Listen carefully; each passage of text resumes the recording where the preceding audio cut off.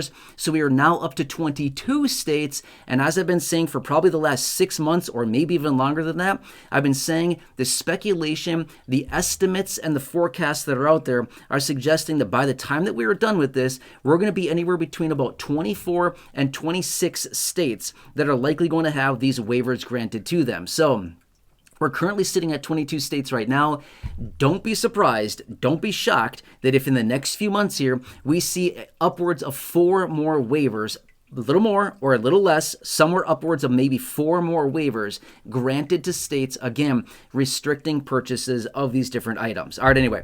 Let's pop this up right here, right now. Feel free to read through the details on this. Obviously, look for your state. Not all states are included. It's just the 22 states that have been granted waivers by USDA to restrict the purchase of different food items. And again, you really got to keep an eye on which state that you're located in. But as you can see here, from the very start, we have the list of the 22 states that are highlighted there. And then it gets into the chart where it shows the respective state, the date in which the restrictions are going to play, which, by the way, as I film this video right here, we already have a bunch of states that have already implemented this, okay? A bunch went into effect at the beginning of the year. Some went into effect throughout the month of February. Some have gone into effect in the month of March. More going into effect over the coming months here.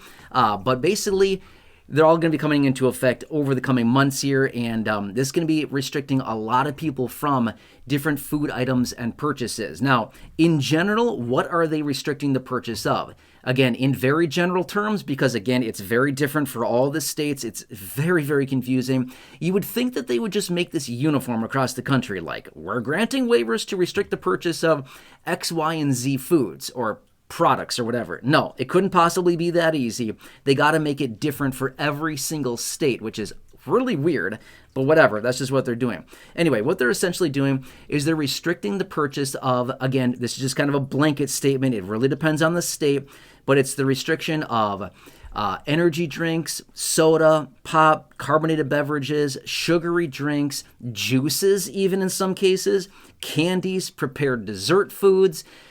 The list goes on and on, but that's kind of the bulk of it right there, is they're literally restricting the purchase of these kind of sugary-ish type foods, okay? And again, that's a very broad term to explain this, but that's kind of what they're calling it, and the attack that they're doing is mostly on sugary, kind of dessert-ish type items, but there's also a lot of other items that are also being encompassed here, which is why I'm trying to tread a little bit lightly with what I say, just because it's not like all-encompassing, but that's kind of the trend here, and kind of the whole objective is to reduce the purchase of items that have essentially sugar in them. Again, it's very different, and again, I'm just pointing out kind of what the whole mission of this whole thing is.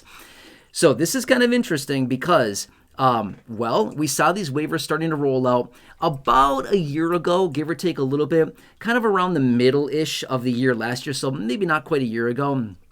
In the middle of 2025, we saw the initial waivers granted for those first 4 states, and then we had 4 states after that, and 4 more, and 4 more, and they just keep adding more and more. And again, we're up to 22 states now. So we'll have to see what happens with additional states coming forward, but this is the current list as of right now, okay? Just like I said a minute ago, be prepared. This list will likely continue to be extended, and I would imagine this is going to continue to cause additional lawsuits. It's going to continue to cause additional chaos and confusion for a lot of people because, as we've talked about before, there's not really a great way that they are managing this, right? And by the way, I would love to hear from you down below. I've seen a number of comments over the last several months here since we've been talking about this, for the last, 6, 8, 10 months or whatever, since they started granting these waivers. I've been reaching out in videos and saying, please leave your comments, your questions. Let me know. What are you experiencing personally when you're at the grocery store within one of these respective states that has the waivers granted? Are you experiencing, micromanagement during the checkout process where the cashier or somebody's like, hey, you can't buy that. And you're like, hey, mind your own effing business. You know what I mean, right? That's probably what you're thinking, what you want to say to them.